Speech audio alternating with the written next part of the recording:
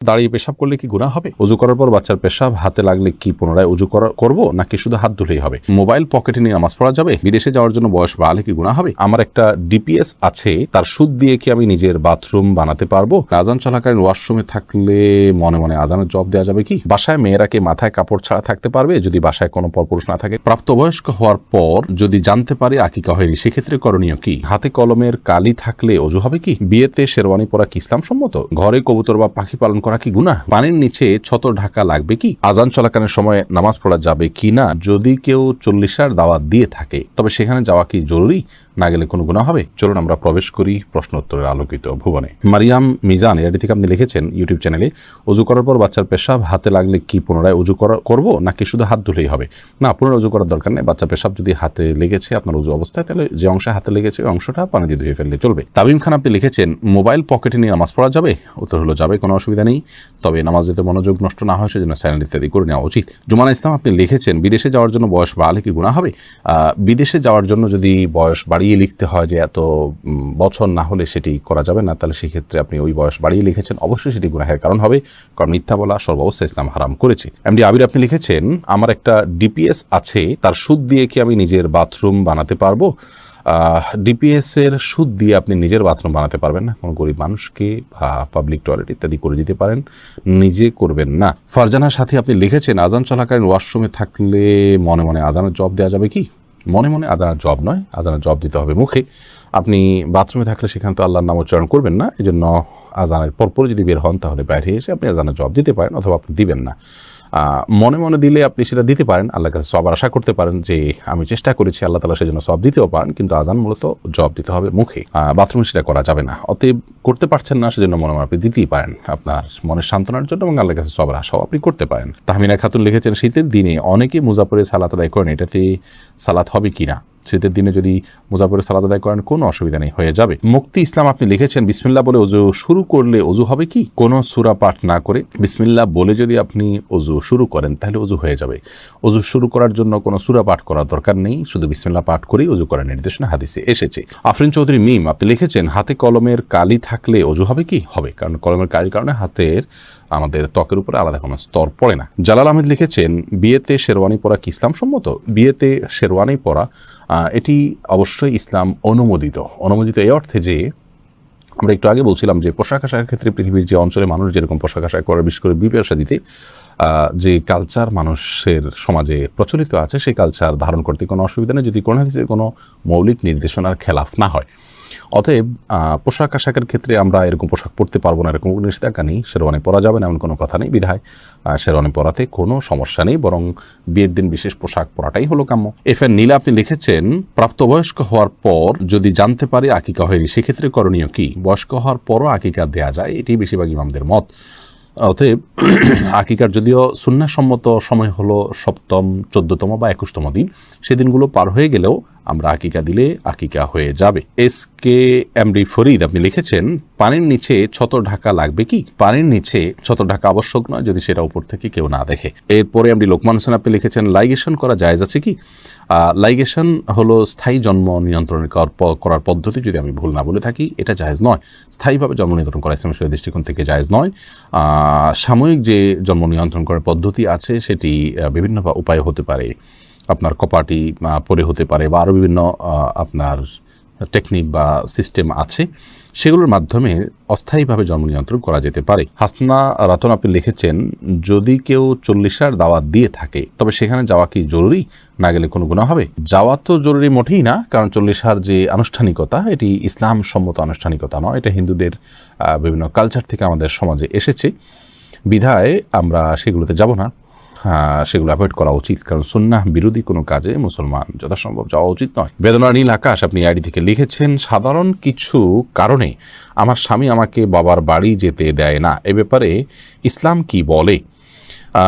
আপনার স্বামী আপনার বাবার বাড়ি যেতে নিষেধ করলে সেটি তিনি অন্যায় করছেন, অবিচার করছেন, কারণ আত্মীয়তার সম্পর্ক ছিন্ন করা শরীয়তে অত্যন্ত জঘন্য অপরাধ। সে অপরাধ করতে আপনাকে বাধ্য করে তিনি অপরাধ কাজ করছেন, তিনি অন্যায় কাজ করছেন। আমরা আপনার স্বামীর প্রতি আকুল আবেদন রাখবো তিনি যেন তার এই ভুল অবস্থান থেকে ফিরে আসেন, আল্লাহ তাআলা তাকে সেই তৌফিক দান করুন। আর আপনি যদি পারেন তার এই অবিচার থেকে নিজেকে দূরে সরিয়ে রাখতে এবং আপনি আপনার আত্মীয় স্বজনের সাথে গোপন যদি সম্পর্ক রাখেন সেটা আপনার জন্য গুনাহ হবে না, তবে আপনাদের মধ্যে যেন কোনো ভুল বোঝাবুঝি না হয় সেদিকটা আপনাকে খেয়াল রাখতে হবে। এমনি নাজমুল হক আপনি লিখেছেন, রুমে যদি বন্ধ অবস্থায় টিভি থাকে তাহলে কি নামাজ আদায় করা যাবে? রুমে বন্ধ অবস্থায় টিভি থাকলে সেই রুমে যদি আপনি নামাজ পড়েন তাহলে সালাত আপনার হয়ে যাবে। বিশেষ করে যদি টিভি বন্ধ থাকে তাহলে তো কোনো অসুবিধা নামাজ হয়ে যাবে, আর যদি টিভি চালু থাকে তাহলে সেক্ষেত্রে মনোযোগ নষ্ট হবে, এই জন্য অন্য কোথাও সালাত আদায় করা উচিত। আখিরি নবীর উম্মতে আইডি থেকে লিখেছেন, ঘরে কবুতর বা পাখি পালন করা কি গুনাহ? ঘরে কবুতর অথবা পাখি এগুলো পালন করাতে কোনো অসুবিধা নেই, কারণ পাখি এই পশু এভাবেই পালন করা হয়ে থাকে। বিশেষ করে পাখির ক্ষেত্রে যে পাখিগুলো খাঁচায় পালনযোগ্য এভাবেই সেগুলো বেড়ে উঠেছে, জন্ম হয়েছে, জাতটাই এরকম, তাহলে সেগুলো পালা দোষণীয় নয়। তবে যে পাখি বাহিরে উড়ে চড়ে বেড়ায় সেগুলোকে বলপূর্বক আপনি বেঁধে রেখেছেন এবং খাবার দিচ্ছেন না, এরকম যদি হয় সেটাও জুলুম হবে। এরপরে সাদিয়া আফরিন আপনি লিখেছেন, আমার একটা প্রশ্ন ছিল, তা হচ্ছে আমরা সাধারণত মেয়েরা যখন বাথরুমে উজু করি ওড়নাটা বাইরে রেখে যাই ভিজে যাওয়ার ভয়ে, মাথায় কাপড় ছাড়া উজু হবে কিনা? মাথায় কাপড় ছাড়া উজু হবে, কোনো অসুবিধা নেই। আপনি উজু করতে গেলে মাথায় কাপড় দিলে তো বরং কাপড় ভিজবে, এটাই তো স্বাভাবিক। আপনি মুখের চুলের গোড়া থেকে নিয়ে আপনার কানের লতি পর্যন্ত সব যখন ধুইতে যাবেন তখন তো আপনার ওড়না ভিজে যাবে, অতএব ওড়না খুলে উজু করাতে কোনো অসুবিধা নেই। গোলাম আজম আপনি লিখেছেন, আমার অফিসে স্যারদের স্যালুট দিতে হয়, এখন স্যালুট দেওয়া কি জায়েজ হবে? স্যালুট দেওয়ার ক্ষেত্রে আপনি যেহেতু শরীরের কোনো বিধান লঙ্ঘন করতে হচ্ছে না, আপনি মাথাটা আপনার সোজা টান রেখে আপনি স্যালুট দিচ্ছেন বিধায় হারাম হবে না, চাকরির খাতিরে এটা আপনি করতে পারেন। পিআইডি থেকে আপনি লিখেছেন, নামাজের সময় আম্মু কোনো কাজের আদেশ দিলে কি করব? যদি নফল নামাজ হয় আর আম্মুর এই কাজটা খুব বেশি গুরুত্বপূর্ণ হয়, ডাক শুনে বুঝতেছেন যে খুব জরুরি, আম্মু খুব সিরিয়াসলি ডাকছে, তাহলে আপনি নফল নামাজ ভেঙে আম্মুর কথা শুনবেন, পরবর্তীতে সে নামাজ পড়ে দিবেন। আর যদি ফরজ নামাজ হয় তাহলে আপনি নামাজ শেষ করে যতটুকু তাড়াতাড়ি করা সম্ভব করে তারপর আপনি আম্মুটাকে সাড়া দিবেন। জায়নামাজে আপনি লিখেছেন, জায়নামাজের দোয়া কি পড়া লাগে আর মেয়েরা কিভাবে সেজদা দিবে? জায়নামাজের দোয়া বলতে শরীয়তে বিশেষ কোনো দোয়া নেই। আমরা জায়নামাজের উপরে দাঁড়িয়ে সরাসরি সালাত শুরু করব। আমরা যে ইন্নেওয়াজ যেহেতু এরকম একটা দোয়া শিখেছি জায়নামাজের নামে, এরকম কোনো বিশেষ আপনার দোয়ার কথা কোরআন হাদিসে কোথাও বলা হয়নি। সোহানা সুলতান আপনি লিখেছেন, অজুর সময় ঘাড় মাসে করার বিধান কি? অজুর সময় ঘাড় মাসে করাটা বিশুদ্ধ কোনো হাদিস দ্বারা প্রমাণিত নয়। এক্ষেত্রে অনেকগুলো বর্ণনা আছে, এই বর্ণনাগুলোর বেশিরভাগই আপনার অগ্রহণযোগ্য, অনেকগুলো জাল, অনেকগুলো জয়ীফ। এক্ষেত্রে অনেক ওলামায়ে কেরাম এটাকে মুস্তাহাব বলে থাকেন, কিন্তু মুস্তাহাব বা সুন্নাহ, বিশেষ করে সুন্নাহ সাব্যস্ত হওয়ার মতো দলিল নেই। যে দলিলগুলো আছে সেগুলো যে সমস্ত ওলামায়ে কেরাম মুস্তাহাব মনে করে থাকেন, কারোর কাছে দলিলটা অধিকতর শক্তিশালী মনে হয় তিনি আমল করবেন, কিন্তু আমরা এটাকে শক্তিশালী মনে করি না।